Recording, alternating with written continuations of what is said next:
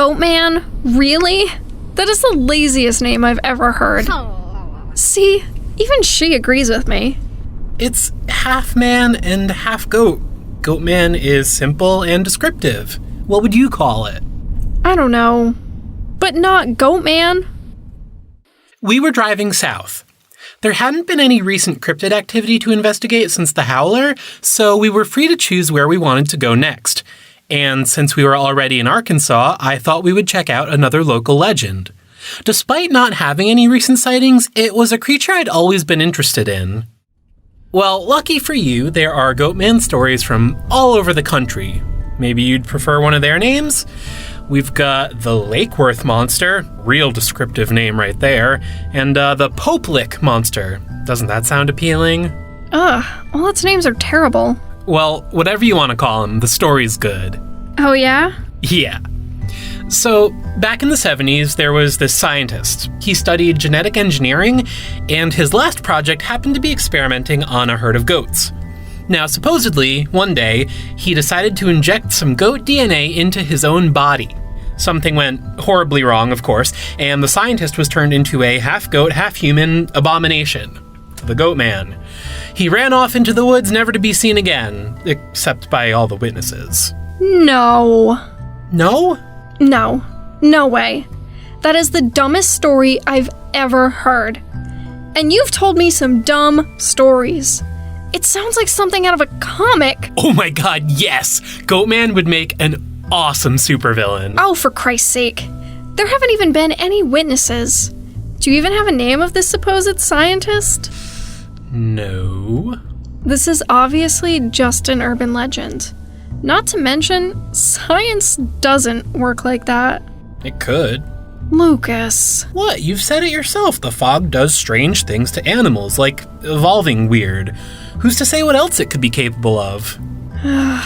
Well, when you put it like that... It doesn't sound so stupid? No, it still sounds pretty goddamn stupid. But I'm slightly more open to this Mr. Goatman actually existing. Thank you. Now, I'll admit, that backstory isn't a universal part of the legend. And depending on the area in which the story is being told, the scientists supposedly worked at different places. Down here, the stories revolve around the Georgia Pacific Chemical Company, which is just across the river from the town we're heading to. But that's dumb because I'm pretty sure they just make paper or something. Another one that gets mentioned a lot is the Beltsville Agricultural Center in Maryland. Actually, I wanted to go there initially, since I'm pretty sure that's where the whole mad scientist part of the story comes from. Then why aren't we going there? Well, I hadn't realized just how close Beltsville is to Delaware. I figured you'd rather not be back so close to where we saw the, I get it. Sorry. So, alright, where was I? Okay, according to witnesses, the Goatman usually has a pretty common description. As its name suggests, it basically looks like a man, but with a goat's head and furry legs with cloven hooves. Although the Lakeworth monster from Texas is actually described as having scales, too. So that one's more of a lizard goat man, I guess. In pretty much all accounts, it's very aggressive. It usually attacks cars and pets with an axe. An axe? So they say. So it's supposed to be intelligent. Well, yeah, he was a geneticist after all. Okay. So someone sees their car all f***ed up with an axe, and their mind just immediately jumps to Goatman? Not, like, angry neighbor or something? Well, when it attacks cars, there are still people inside. Oh. Yeah. You know how every town has a lover's lane where kids go to, make out and stuff? No way. Yeah. Apparently, Goatman has a thing for attacking horny teenagers. That's... Okay. So, besides being some kind of comic book reject, are there any real theories out there? Yeah, I got nothing. The Goatman does superficially resemble fauns and satyrs from Greek mythology, but we're not in Greece. The closest thing to any theory I could find is that anytime a Goatman sighting is brought up, there's usually at least one detractor claiming it was actually a sighting of Bigfoot or a lycanthrope. So it's Sasquatch. Oh yeah, it's still a cryptid, just not the cryptid you thought it was. Ugh, that's a first. So, no real theories, no real sightings. You really think there's anything to this story? There might not be any solid sightings I could find, but there are still rumors. Besides, it's not that weird I couldn't find any. I mean, if you're a couple of teenagers who were staying out late doing who knows what and you happen to see this thing, would you really want to publicize what you were doing? No, I suppose I wouldn't. A few hours later, we reached Huttig, just a few minutes north of the Louisiana border. It was a very small town, but all of the Goatman legends from the surrounding area seemed to lead back here. To the east of town was mostly woods and swampland surrounding the Ouachita River. If there was a creature lurking out in the woods, that seemed like a good place to hide. After interviewing some of the locals, we found a secluded road into the woods where kids like to park for some, alone time. Ugh, this place is gross. These bushes are probably filled with dirty needles and used condoms. Alright, so there's some litter, but what were you expecting? It's not terrible. Right. If it weren't for the whole threat of monster attack, this place would be downright charming. I can see why it's so popular. I'm surprised there aren't more people here now. Alright, I get it.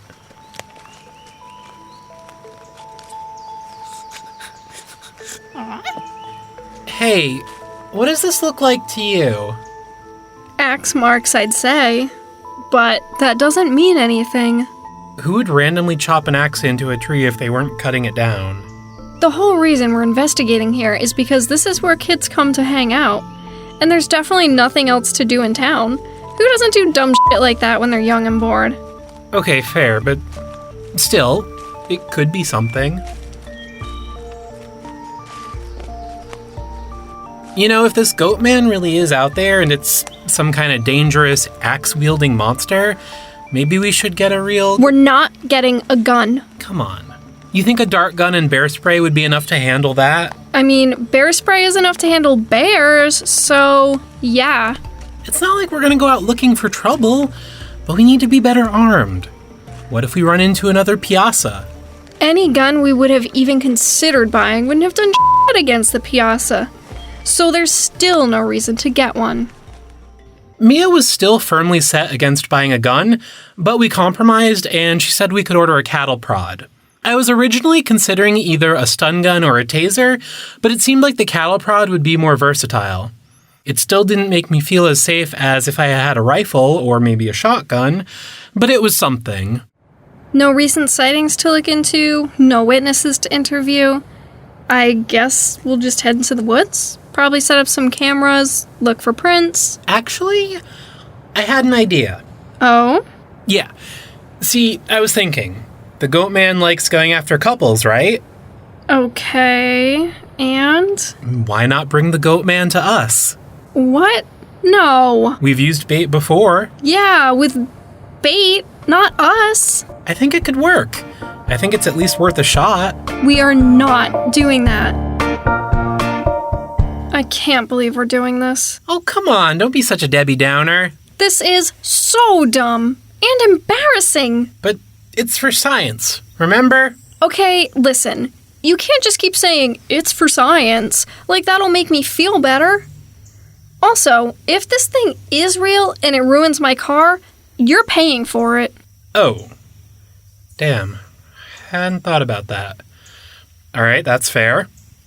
For 2 nights in a row, we drove to the gross teen makeout spot we had investigated earlier and just parked our car. I was hoping that the Goatman would think we were just a couple of teenagers out canoodling and it would be lured into attacking us. Unfortunately, though, after 2 nights with no hint of a Goatman, it looked like my plan was going to be a failure. I convinced Mia to try it for 1 more night before we turned to investigating in our more usual ways. I told you this was a dumb idea. Well, maybe we're underestimating him. Oh, we're just calling him now?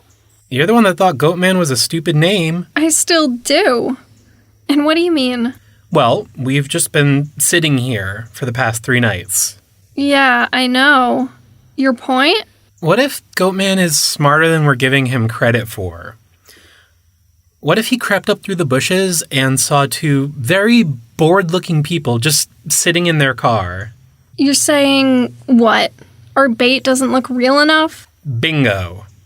Not saying that we should actually make out or anything, but we should at least sit in the back seat and breathe real heavy, fog up the windows, maybe bounce up and down a little bit. Oh my god. Whatever. Fine.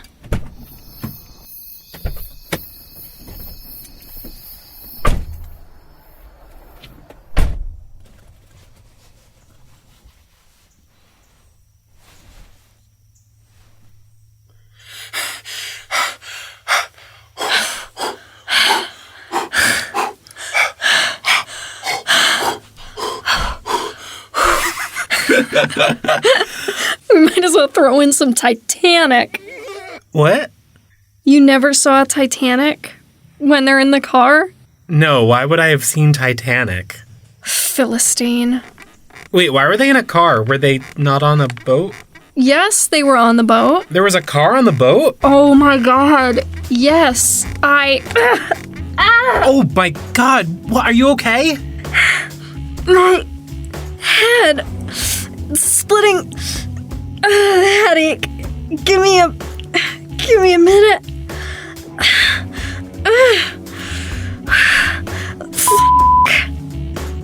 You alright? Oh, yeah. My head hasn't hurt that bad since... Since what? Since the night I rescued you from Sim's house. When I thought I heard you calling out, I got the same kind of splitting headache. And then all these emotions.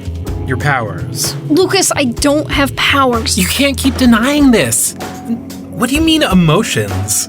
Well, with you it was pain, and now it's this anger. I'm not mad, but I can still feel it. Anger. Yeah. Like wanting to chop up a car with an axe anger? Stop it. That wasn't an answer. I don't know. Mia, listen. I think the Goatman is out there, and whether you want to acknowledge it or not, I think you have the ability to sense him. Whatever this power is, whatever you want to call it, I think your grandfather had it too. He mentioned sensing cryptids in his journal. Shit. I was hoping you wouldn't notice that. It was kind of hard to miss. You can trust me, okay? Even if you're not psychic, let's just see where it takes us. Fine. We got some supplies out of the car and headed into the woods.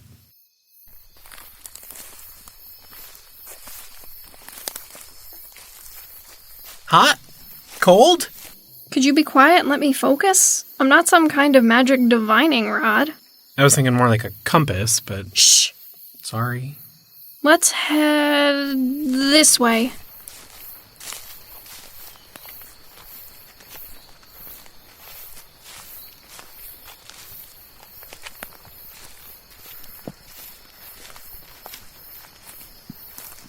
No way. We had found our way to an abandoned house. At least it looked abandoned. The front door was open and some of the windows were boarded shut. I was beginning to hope we didn't find anything. So you think it's in there? I don't know what I think. But, yeah, we should check it out. Yeah? Lucas, you're the one that pushed me this far. Don't even tell me you're chickening out now. I'm not chickening out. It's just a big abandoned house out in the middle of the woods at night. You have to admit, it's at least a little scary. Fine. I'll go in first, tough guy. I'd be so scared if I had a real gun. Again? Yeah. Okay, I guess we're getting warmer.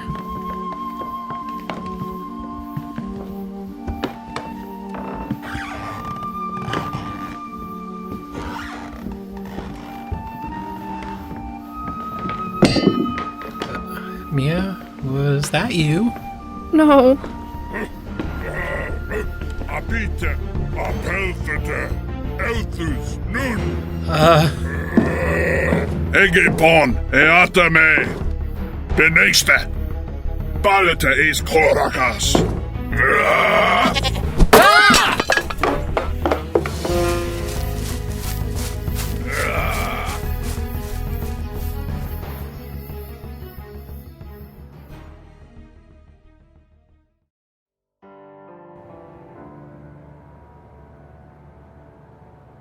I know we could have just been hearing things with the Jersey Devil, but it definitely talked, without a doubt.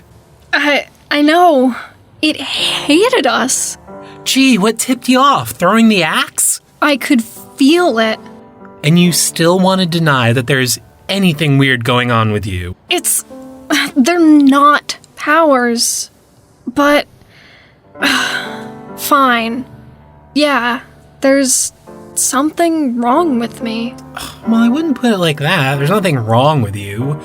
But it does explain all those times you had weird gut feelings about where to find a cryptid. It doesn't explain anything. It's just more questions. More weird shit I can't even begin to understand. Well, that's what this is all about, right? Studying, researching, learning more. I guess.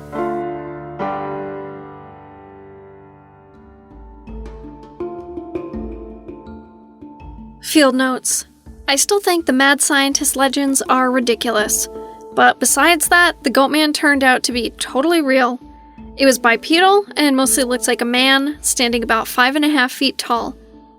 Its legs were covered in fur and really did end in hooves. Its chest was not exactly furry, but more, hairy, like a man. Its head was not strictly that of a goat, but certainly more goat than human. No upper teeth, just like a goat. Long ears, 2 horns, and those creepy goat eyes. It also appeared to be very old. Its fur and hair was light gray, almost white, and it had a large scar running down its left shoulder. If I hadn't seen it with my own 2 eyes, I would have said it was most likely a bipedal member of the goat family, but its hands... they weren't hooves. They were human hands. They had fingers, for God's sake. It sure wielded an axe like a human. It threw it right at us, and I'm pretty sure it deliberately missed. Like it just wanted to scare us. And yeah, it spoke. I've been listening to the tape over and over again. Not grunts like an animal. And maybe not English, but those were definitely words. Which is scary on so many levels. Unfortunately, I'm at a loss for explaining really anything about it. I'm sure it wasn't some genetic experiment gone wrong, but maybe it really is human. Maybe birth defects? But then why is it all goat-like? I don't know. Between the Jersey Devil and now the Goatman, it's become increasingly clear that we haven't even begun to understand the full extent of what the fog and cryptids are really capable of. End field notes.